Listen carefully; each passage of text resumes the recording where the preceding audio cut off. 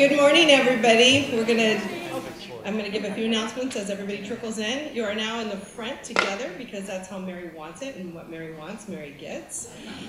Trust me, this will make the experience better. So just get to your happy place, make new friends, and stop being writers for a minute. Welcome and good morning. For those of you that weren't here last night, welcome to the Central Coast Writers Conference 2017. I welcome you all and applaud your courage for showing up. Hospice did a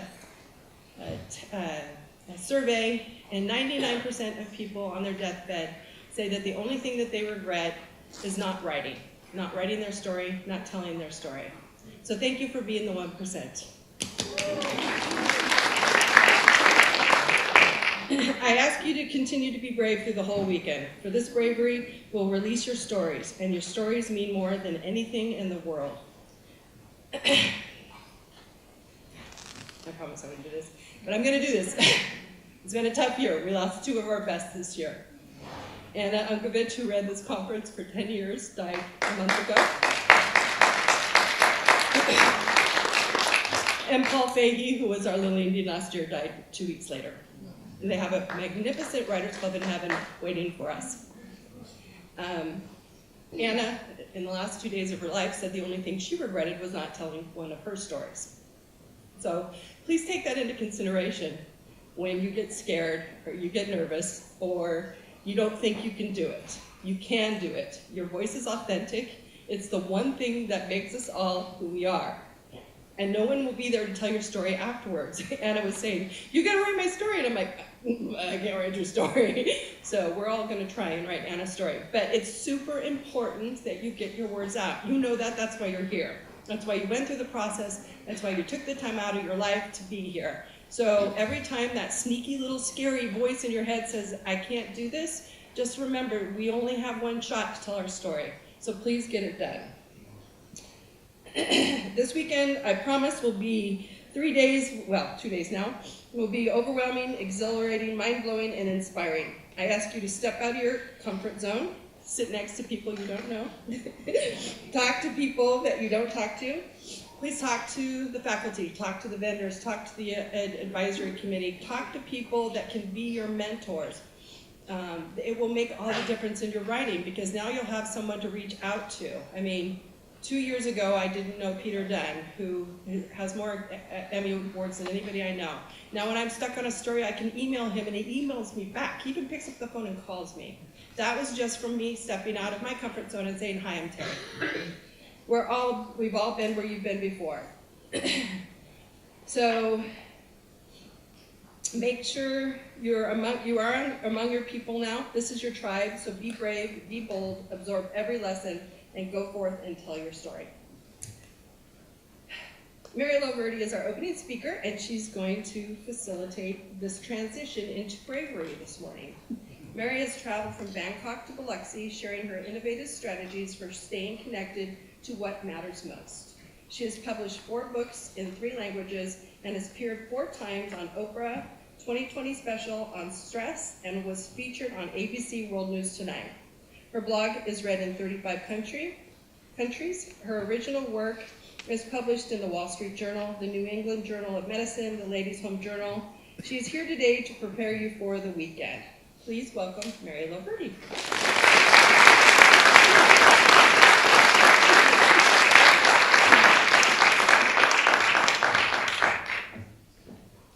Good morning. Good morning. Oh, well, let's try that again. We'll do this a different way. Ladies and gentlemen, please welcome to the stage international work-life balance expert, Mary Loverde!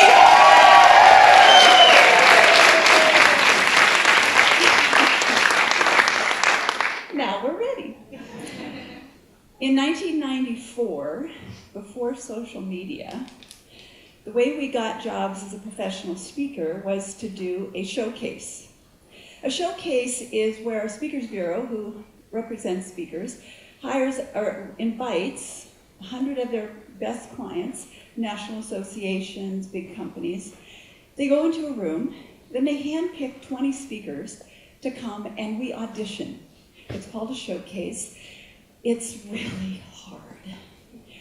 The room is full of people who they didn't ask any of us to come speak. So it's not a warm audience.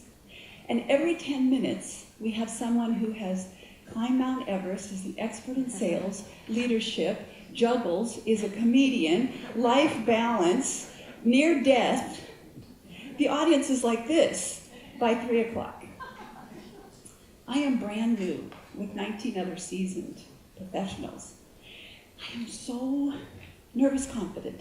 I want to do it. I want to take the leap.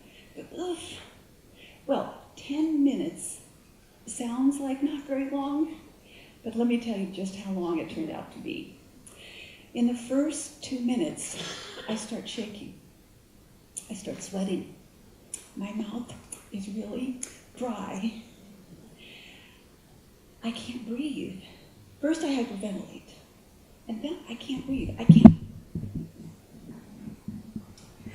Well, here's how speaking works. You have to have air going over your vocal cords. And so instead of taking a deep breath, I just kept forcing more air out over my vocal cords. And then my eyes would get big.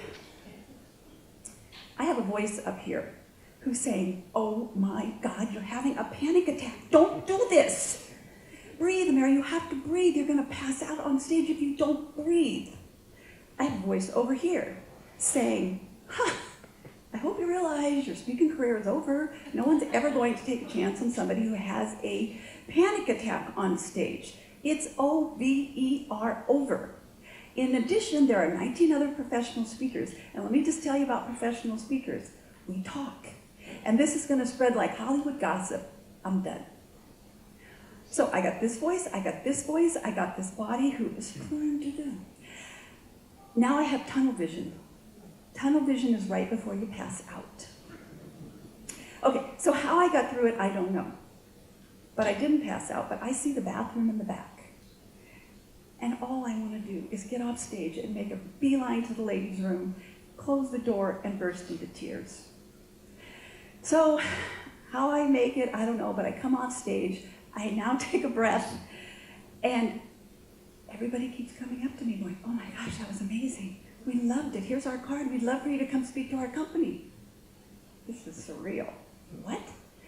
Finally, after about the 5th or 6th person, I got the courage to say, "Really, what did you write? What did you like?" And the woman said, "Oh, you took my breath away with those dramatic pauses."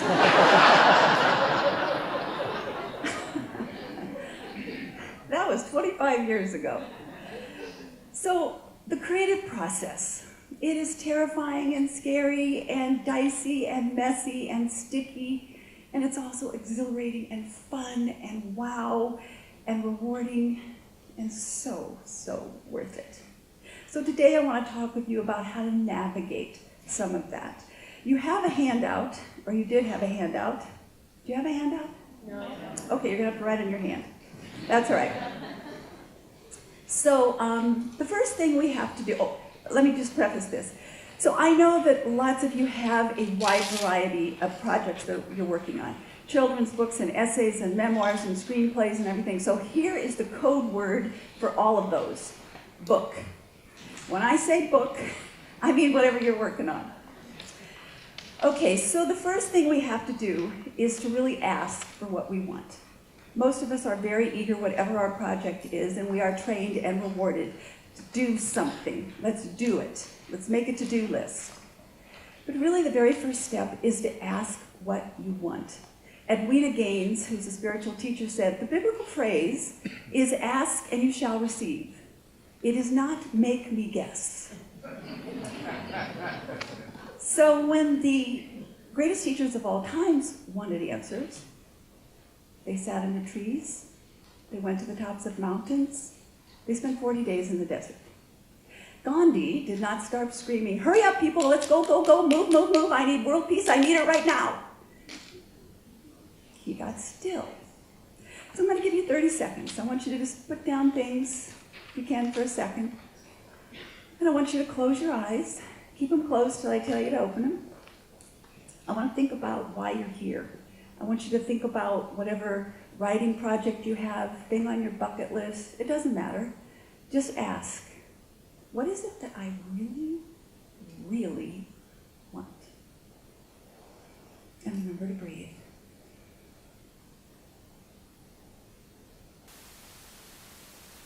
Okay, now I want you to turn to somebody, left or right, or both, and I want you in one sentence, tell them what you want. Get on your mark, get set, go.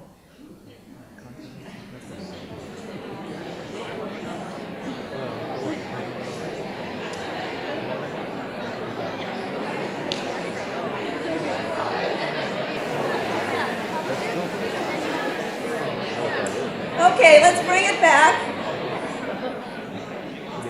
So now that you know what you want, you would think the next thing is, okay, can I please now get to the part where I get to do something? Well, what do I need to do? I still don't think is the better question yet. I think a much better question is, what do I need to quit? Because I've come to understand that when we set a goal or an intention like you just did, there are things in the way of that.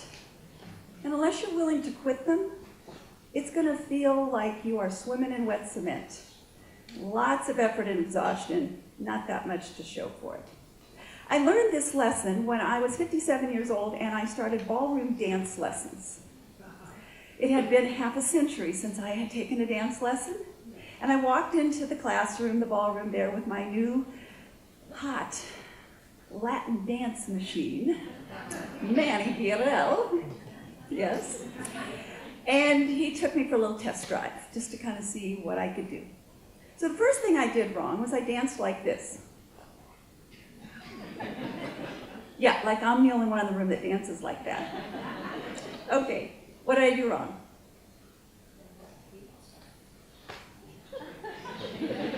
Yeah, I flapped my arms.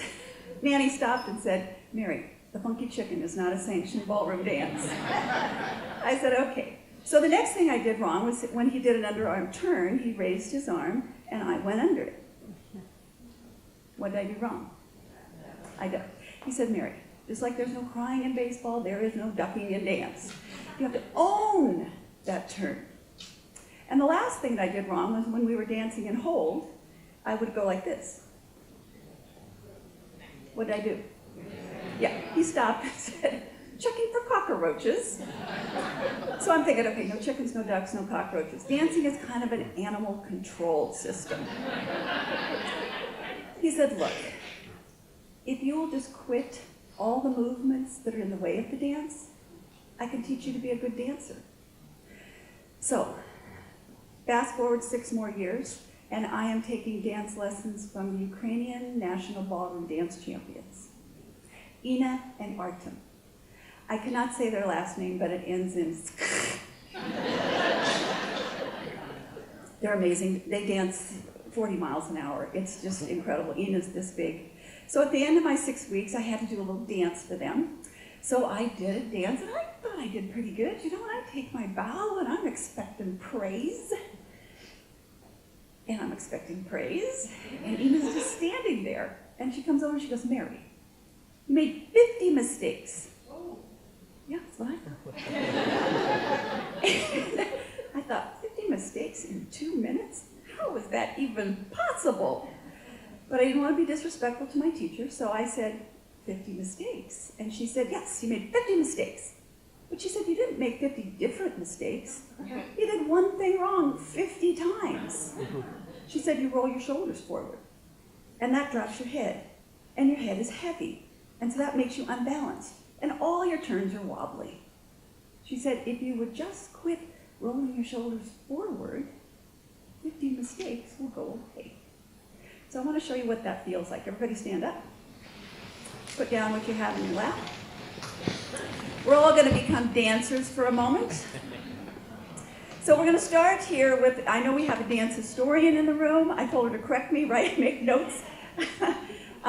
If there are other dancers in the room, we dance from our core.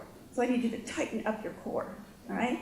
Get even weight on distribution on your feet, and then tilt your pelvis, roll your shoulders back, drop your lats, take your chin, not like this, but like somebody's pulling your head up like that, Tighten your legs like the energy is going all the way to the center of the earth. And breathe. Now, ladies, you're going to go first. I'm going to teach you a dance or a arm movement. So you hold your arm out like this. And I want you to make your hand pretty like you're holding an egg. All right? To the side as much as you can. And then here's how it goes. You can follow me. So what time is it? Look at my hand. See my pretty dress. What time is it? Look at my hand. See my pretty dress. Keep your arms, shoulders back. Now practice that a little bit. Okay? All right, now you can put your arm down for a second. Now men, all right, you are all so tight and you have all that stuff and you're ready and you put your arm out. And it's more like, and you want to make it so that the energy is going right out the end. Put it out there. And now instead of an egg, it's more like holding a remote. So you are now strong like bull, strong like bull, strong like bull. Come on, give it to me. Strong like bull. There you go. Hold that remote. All right, now, everybody. What, ladies, now put your hand out. Make yours pretty. Okay, give it to me. Let's go. All right. Now, hold it out there again. Now, everyone, roll your shoulders forward. Try it. Doesn't work, does it? Now roll your back. There. That is what quitting feels like. Let's see.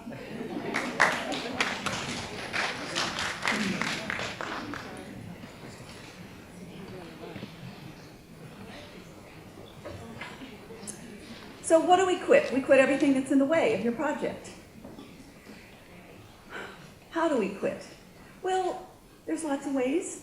But I would suggest graciously, consciously, in line with your highest values. My favorite anti-smoking slogan was, cold turkey is better than dead duck. So that may be a way. It may take Dr. Phil at 3 o'clock or your best friend, medication, whatever. Quit. That's how you quit. When do you quit? Well, there is a timing to the universe. Sometimes it's now, sometimes it's later. But I've discovered that most of the time, it's sooner than we think it is. So when are you going to quit your thing? And why do we quit? Well, for two reasons. One is it's in the way, and it's just not going to work if it's in the way. And the other is that it is so much easier to get what you want if you do have that. So what to quit, when to quit, how to quit, and why you are quitting. So in preparation for this, let's see, oh, here we go. In preparation for this speech, I wrote to several of the people that I've helped write their books and coach, and I asked them, what was the best piece of advice I gave you? Remarkably, it was in two categories. So I'm going to start with telling you two things that I think you should quit, and then we're going to move to you into things that you know you should quit. The first woman wrote to me, Mary, the best advice you gave me was around the time of my 5th or 6th draft. I felt it was 100% ready. I felt proud of it, and most importantly, I was completely sick of it, and I wanted it to be done. I had given you a copy, again, and I seriously thought you would say, no feedback, it's ready. You did not. Instead, you handed me a bloodied manuscript with lots of comments about how I needed to be clear and how I was confusing the reader. You said I could do better. This was the best piece of advice. After picking myself up off the floor and some cursing in your direction, I rewrote those sections, hired a terrific editor. Every time someone reaches out to me to share how my book has impacted them, I breathe a sigh of relief that I did not release that not yet ready manuscript. Now, I want to preface the next response with the advice that Anne Lamott offers. Anne Lamott, who wrote Bird by Bird and a number of other bestsellers. In this book on writing, she says that you must have the courage to write the shitty first draft. And those are her words. And that has always struck with me because there is the resistance to write that draft. And we have to get over that. So the next person who wrote back said, Mary, I can't forget our meeting when I handed you the first draft of 2 chapters of my book. You read it, smiled, and lovingly said, well, Lori, you've heard it said, everyone is entitled to a shitty first draft. I thought, what? It can't be that bad. It turns out it was just about the second step in 100 more. That statement, however, gave me permission to let myself write and rewrite and rewrite and know that it was okay and would even make the final product the best it could be. And here's the sentence that I wish if I didn't have ethics, I could steal. She said, I doused the expectation of myself that my first shot had to be my best shot. I have always said that we don't write a book, we rewrite a book. Now, unfortunately, Hemingway said it before I did, and better. He said, the only kind of writing is rewriting. So I think for me, the first thing I had to quit was thinking that somehow I was going to be able to bypass that shitty first draft and the rewriting wouldn't apply to me. The corollary of that is the other thing I had to quit. I had to quit self-imposed deadlines, the ones that said I had to be done by June 1st or before that speaking engagement or whatever. Unless you have a legitimate reason for the self-imposed deadline, maybe you have a contract where they're paying you money, and in that case, I suggest you leave right now and go write that. Or maybe it's timely, maybe it needs to be current, maybe it's an anniversary of something. Last night we heard from Tom Schulman, who said he had 10 days to rewrite Honey, I Shrunk the Kids. That's a legitimate deadline. But all the rest of them, we make up in our head. I know that finished is better than perfect. I believe that. And no, you shouldn't use procrastination to never finish it. Your keynote speaker last year, author Sam Horn, said, books are like kids. The more you rush them, the slower they go. So the imaginary deadlines, they squelch our creativity, they make us feel guilty, they tell us that we're behind. Can you imagine if you were a little child drawing a beautiful picture and you're so excited about it, and somebody is standing over you going, hurry up, you've got 3 minutes, no, don't use the blue crayon, don't, come on, hurry up. What would happen to that child's creativity? That's you. So another one of my clients wrote, in the second and third books, I quit the rigid milestones and gave myself a lot more grace on time to completion. So I quit the voices in my head that said, you have to be done by the beginning of the year. At the writer's retreat, you asked me something like, would you rather have a book finished by the beginning of the year or have a product that you can be totally proud of? And another one wrote, the thing I had to quit was just what you warned me about. I drove myself batty with random, must have it done by Thanksgiving, or whatever deadlines. It's done when it's done, and that is always, always later than we imagine. No one ever said, boy, I wrote that book so fast, the time just flew. So what I would like you to do right now is, now you have your hand out, good. And I want you to write down, first of all, if you remember, write down what it is you want. That's the most important thing, that little piece, write what you want.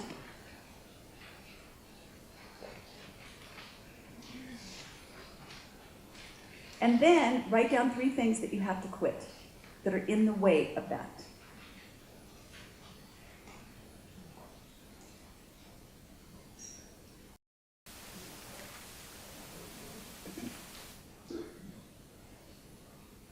Okay, we do have some mics here, and we have really great acoustics in here. I am not the only smart person in the room.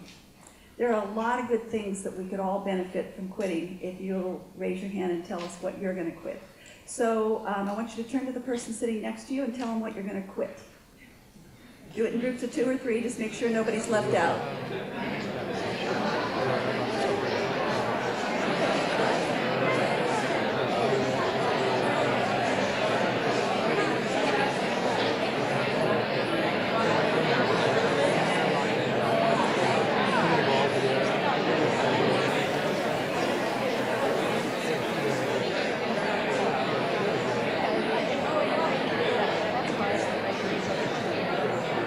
Okay, let's bring it back.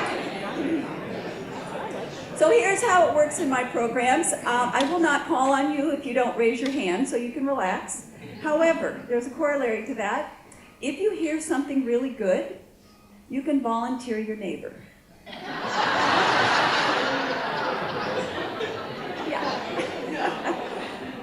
Okay, what do we got? What are you going to quit? Yes. Listening to that voice in my head that says my writing isn't good enough. Listening to the voice in your head that says your writing isn't good enough. I just want to tell you, you're the only one in the room who has that voice. You have captured it. Yes. Yes. The critic that sits on there, and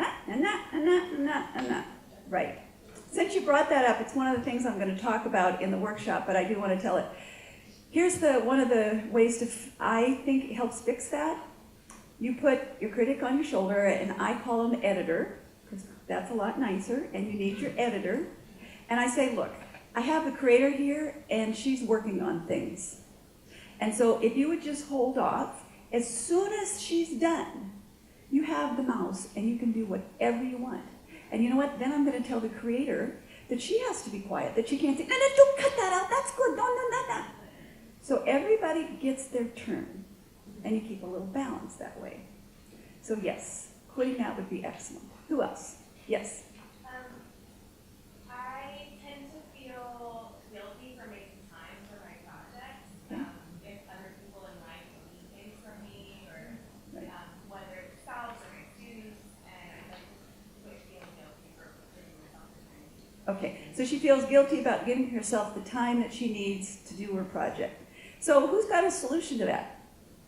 What have you tried? Yes? I make appointments with myself as a time management tool. Make appointments with yourself as a time management tool. It's a job now, isn't it? It's not fluff. It's a job. It's a mission. There's a book in there. It has to come out. And setting up a ritual to do that. Can you have a conversation with the people and say, look, this is what I'm so passionate about. How can we all figure out everybody gets their needs met and I can do this? Would that work? Well, I don't think the people in my life are encouraging it. It's just like a personal conversation. It's a person. Don't make me come over there. But she brings up an excellent point. There is a worthiness thing that I think all creative people have. It's not something you can measure like, I've already made this and shipped it, or I've made this much money already on it. This creative work that we pour into it. Yeah, giving it value. Just speaking in loud sometimes helps, because we're all staring at you now going, stop that. Very good. Who else? Yes? I have to stop being ashamed of exposing myself. Oh, the vulnerability. We're going to talk a little bit about that in the next little module, but yes, she said ashamed at exposing myself. We're going to be judged, aren't we? And what if they don't like me or disagree with me? Disagree, yes. And if you heard Tom Schulman talk last night, he was so good. He said, of course they're going to disagree with you. Of course they're going to edit you. Of course they're going to change your work. This is how it is. They're going to change the title. They're going to buy it and own it. So yes. Yeah, very good. Who else? We got one right there, and then we'll go to the lady in the red. Yes? Okay, I won't say which neighbor, but I related to what she said about disorganized, because I personally have not the best organization myself. It works for small things as far as writing, Right. but when it's huge, yeah. This is, again, everybody, because you have to organize your work, you got to get your thoughts. And of course, there's lots of strategies of mind mapping, and we all have folders, and we all got lots of ways to do it. I had a friend who was a caterer, and I said to him, I cannot believe that you can cater a room of 5,000 people and get it all done. And he said, well, it's really no harder than 50 or 500. You just take each thing into a square and assign it, and we all work a little area. So yes, your point of organization is perfect. Quit the disorganization. One more, the lady in the red. Procrastination. Were you waiting a long time to ask me that question?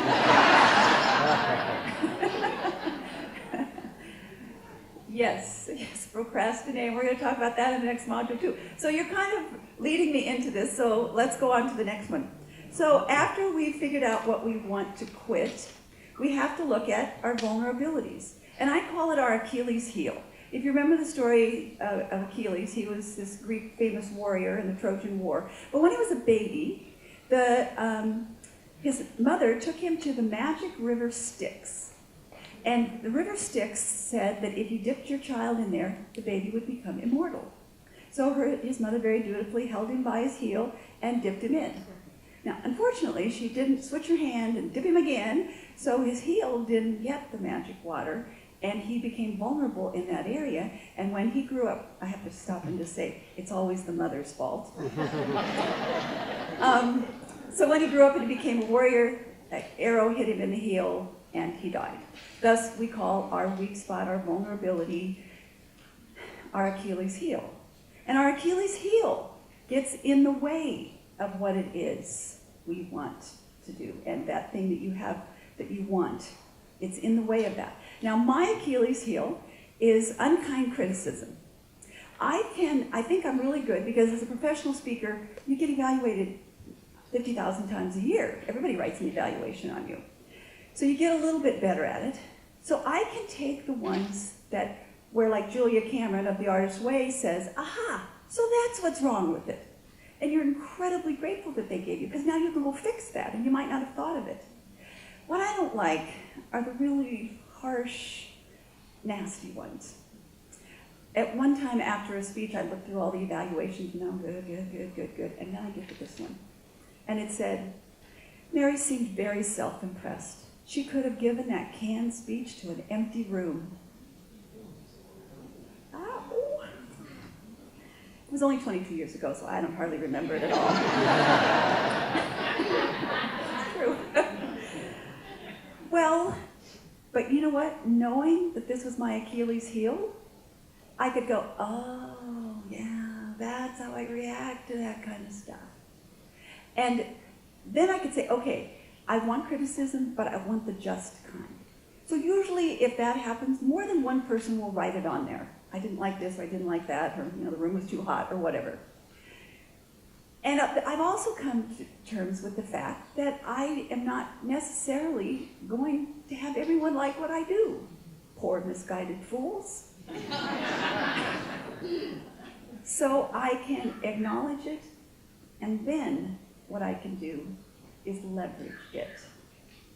Because what our Achilles heel is, in there is an enormous strength. In there is that little pearl. Napoleon Hill says, in every adversity there is a seed of equal or greater benefit. It's a universal principle that applies lots of places. My boyfriend's here, and his Achilles heel is illogical people, illogical things. He hates illogic. It just makes him nuts.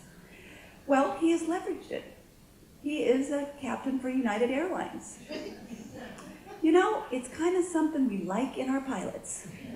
That methodical thing. He doesn't get in the cockpit one day and they're getting ready to land, and he turns to his first officer and says, you know what? I have a crazy new way to land the plane.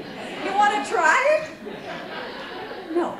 He's linear, he's analytical, he follows his checklist. It's perfect. He's leveraged it into an amazing thing. For me, my supersensitivity, it has grown in me a capacity for compassion that I might not have had before. And this weekend, I care deeply whether or not I give you ideas that can help you with your project. I'm not phoning this in. Stop me in the hall anytime with anything, and I will try to help you with that. So what I want you to do right now is write down what you think your Achilles heel is. We heard a few of them: procrastination and vulnerability. What do you think yours is?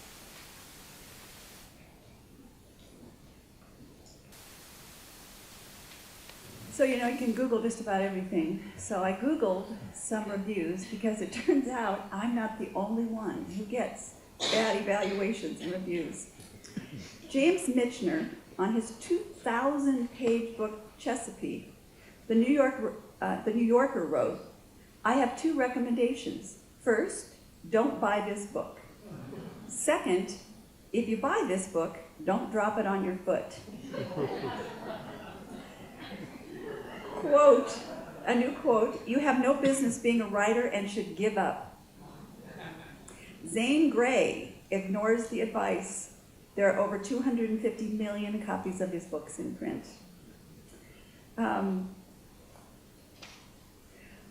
So maybe your Achilles heel is rejection. Louis L'Amour received 200 rejections before Bantam Books took a chance on him. He's now their best ever selling author with 330 million sales. Quote, "It is so badly written. Repeatedly rejected. The Da Vinci Code sells 80 million. And this is one of my favorites. The girl doesn't, it seemed to me, have a special perception or feeling which would lift that book above the level of curiosity. Rejected 15 times, The Diary of Anne Frank sells 25 million. I saved the best for last. I don't know who could write this. Quote, "I recommend that it be buried under a stone for 1,000 years. Lolita goes on to earn 50 million. So look at your Achilles heel. It is one of the things that's going to get in the way. Learn to predict it, protect it, and leverage it so that you can get by. The next one and the last one we're going to talk about, and then I'll open it up for some questions, is quit thinking you have to know. You're not going to know. How do I make it viral? How do I become a bestseller? How do I have an amazing finish? How do I start? In the creative process, we have to come to terms with the fact that we don't know. Leonardo da Vinci was considered one of the greatest geniuses of all time. And he said the secret to his genius was his ability to embrace ambiguity, paradox, and uncertainty. He called this sfumato, meaning going up in smoke or in a mist. And the term for it that they now use is confusion endurance, the ability to thrive in the tension of not knowing. Every creative person has to live in that tension. I call it, for me, living in I have no idea what I'm doing, Bill. When we think about I don't know, we have an idea that this only happens to us. But really understanding that that it is part of the creative process. The ability to say, I don't know, and be comfortable with that. So one of my friends, Tom, he graduated from with a degree in aeronautical engineering. And right out of college, he got an opportunity to interview for his dream job, being a mission specialist for the International Space Station. So he goes into the interview, and the first question was, why do the astronauts float in space? Well, most people would say, well, because there's gravity, right? Well, or there's no gravity. Well, that's not true. If there wasn't gravity up there, there would be nothing to hold the satellites in place. So there is gravity. And Tom knew the answer. He said, they're not floating, they're not floating, they're falling. They're falling 17,500 miles an hour, so fast that they missed the end of the Earth. He passed the first question. The next question was, if you have a room and it's all sealed from the outside and there's a refrigerator in it and you open the door, will the room get hotter or colder? Well, most people would say, well, cold. All this cold air is going to come out. Tom knew the answer. He said, in a closed system, there's no room for venting and no engine is perfect. It creates heat. So without the venting, the room is going to get hotter. He was 2 for 2. The third question came. And at first, Tom thought he didn't know the answer. And he thought, he went down deep as he could, and he looked at the interviewer and said, I don't know. And he knew he'd just blown the interview, all the applicants. And on the way home, he was completely dejected that he'd just blown it. He got a call. He got the job. And the person said, you want to know why you got the job? I said, yes, I do. He said, because at NASA, we have to have people who can say, I don't know. If you are running the environment for the astronauts up there, and you open the wrong valve, everybody on board dies. We need people who can set their pride aside, who are comfortable with not knowing. and find somebody who does know. And I am so happy that he got the job. He describes it that what I do down here happens up there. But it was the courage to say, I don't know. His last line was, he said, you know, the astronauts are up there. I am their lifeline. And it boils down to 4 words. They must trust you. And for us, our readers must trust us. So if you can embrace this uncertainty and not knowing, and wait until you can give them something where you know they will trust you, that's a delicious part of the creative process. So write down on your form and tell the person next to you, what is it that you're uncertain about? What don't you know? Look at what you're going to do, and what do you need to say, I don't know how to do this one little piece. And then tell your neighbor.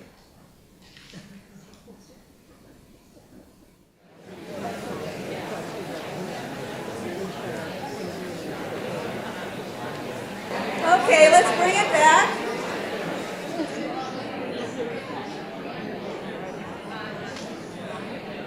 So before we get to the big finish,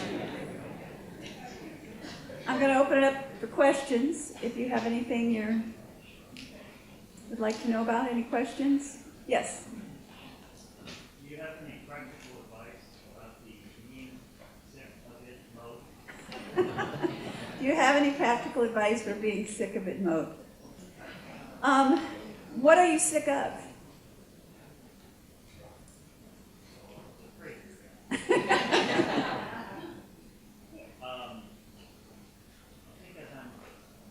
Because I was once given advice to switch back to sport to keep it interesting. Sometimes it's not considered to create a flow. Right. That's what. Okay, so what if you're sick of it, and if you're, maybe your system isn't quite right, of moving back and forth, you're a little lost and all that stuff. You know, our brains like a break. It really does. Our brains like a break. Brains like surprise. They like intrigue. They like novelty. You know, Julia Cameron says that you should take yourself at least once a week on an artist date. Something that, whether it's go out to the lake or go to the jewelry store or whatever. When I was traveling a lot, I used to take a cab to a department store and walk through the China department. I love China. I love beautiful tables and crystal and all that. And it just filled me up, and I would spend 30 minutes there kind of rejuvenating myself. I mean, the airports and the planes were, you know, kind of sucking me dry.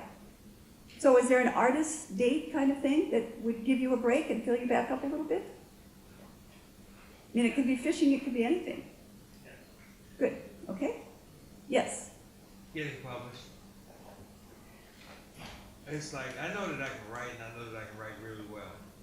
Okay, but there's a leap between writing really well and getting published.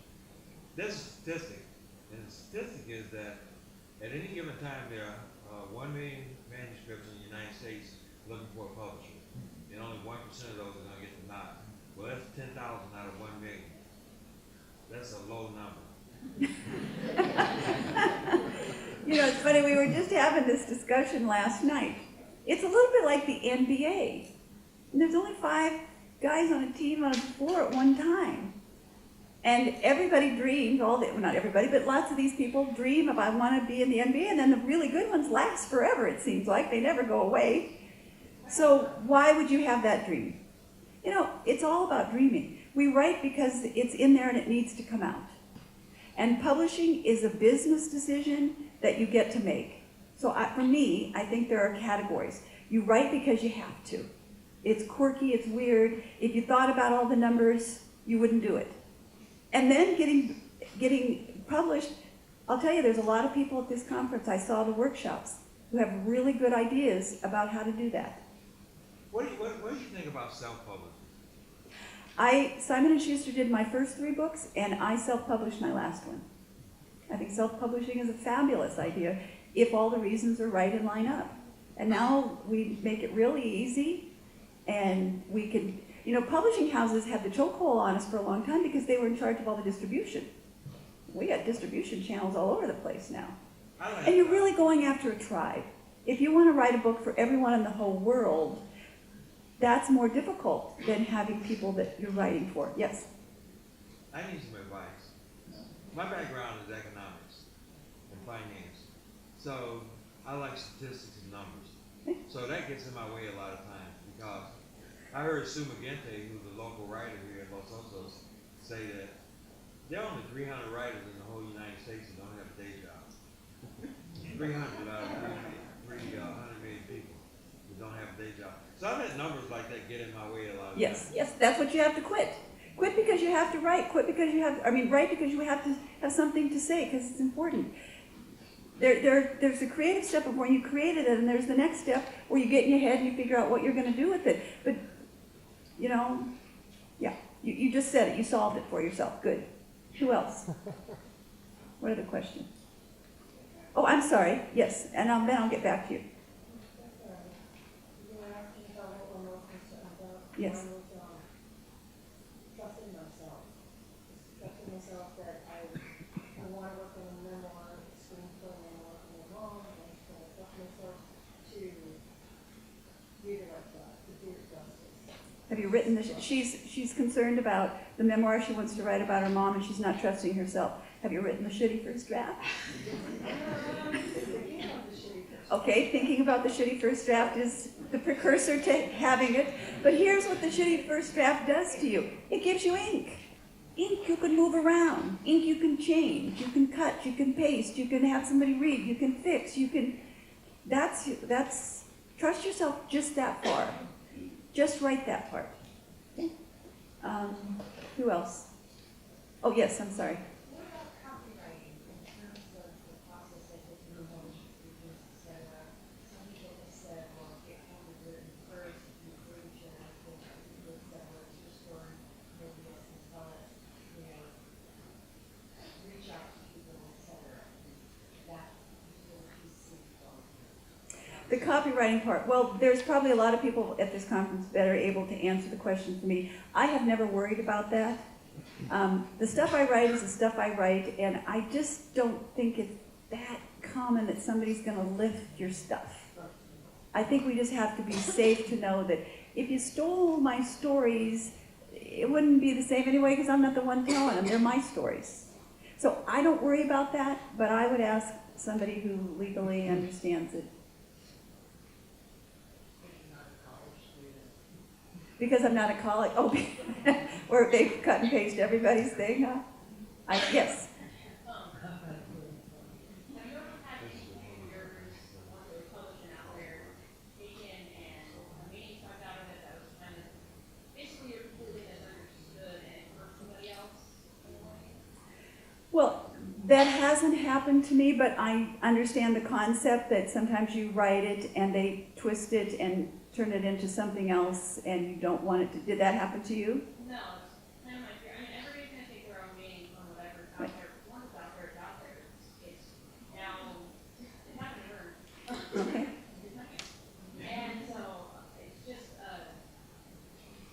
seeing the way things are. Basically, it's scary. The thinking that that's my fear is that I'm gonna put something out there that it's supposed to be this great hopeful thing, and we're gonna be like, wow, she wants something. Right. Something that's just totally the opposite. Brene Brown addresses this, being in the arena. You're the one in the arena and everybody's going to take a shot at you. It is part and parcel of being a creative person.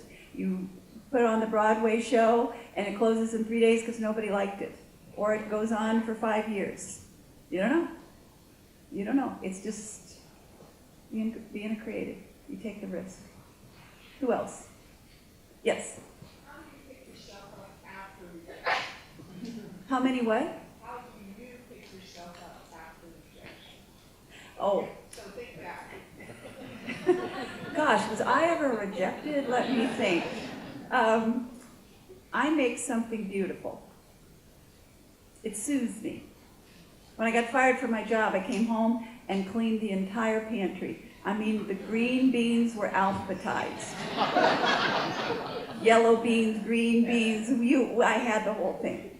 I paint something, I go, buy some pillows. That's what soothes me. And I think that's a really good point, is what does soothe you? Do you go for a run? Do you have a good cry? Do you call your best friend? Yes, we need some self-soothing ways. Anybody else? Did I miss someone up here? One here and then one there. Okay. So how can you promote yourself and not have your privacy compromised if the circle is comfortable with it?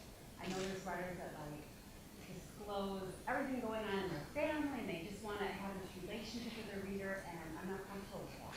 Yeah, she wants to know, how do you protect your privacy? How do you have a fan base without selling your soul? All of that kind of stuff.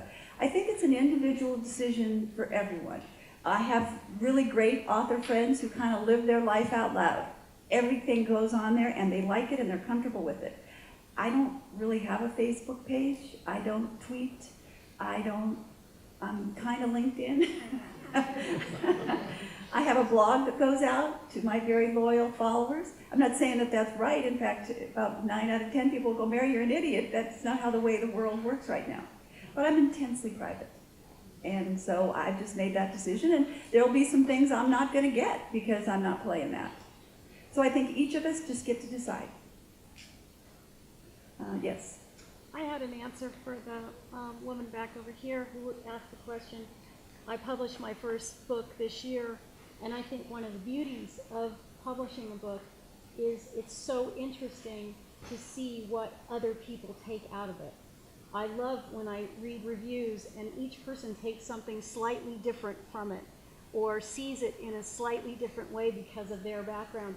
And that's been one of the most interesting and actually really affirming processes of the book.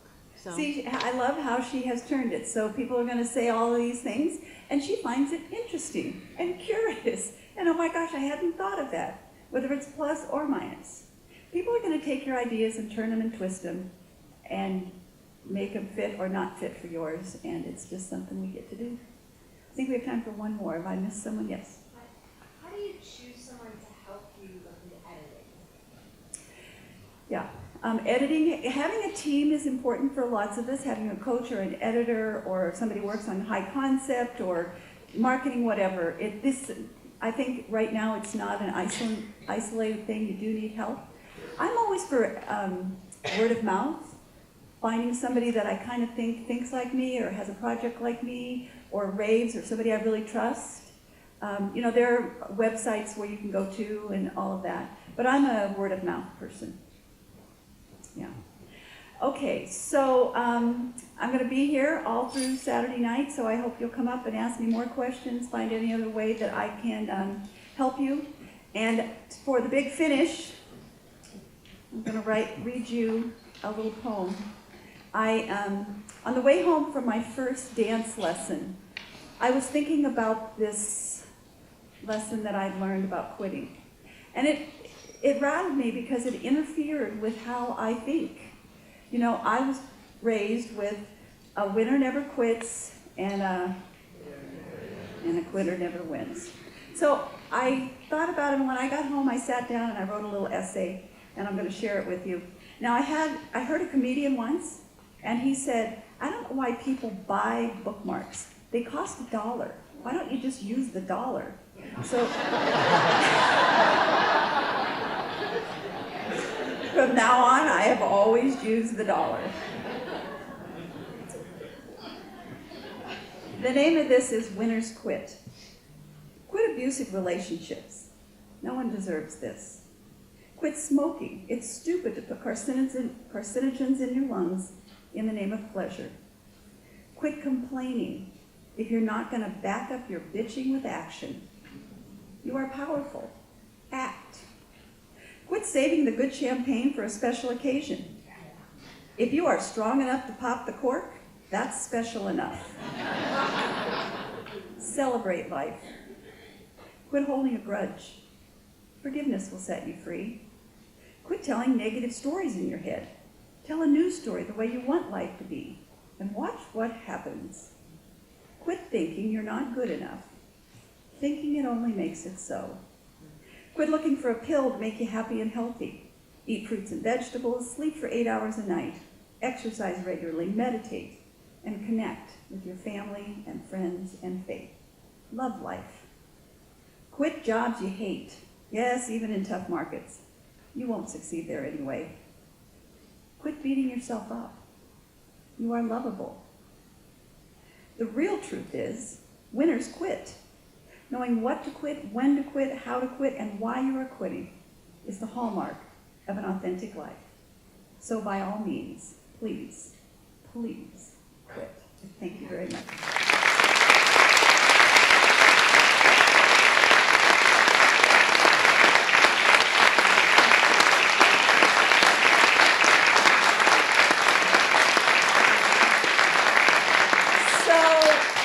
Work-life balance speakers always quit early. So you have a few minutes. So this weekend I want you to talk to each other, and yes, you'll say, what are you working on, and talk that. Also ask them, what are you going to quit? Thank you.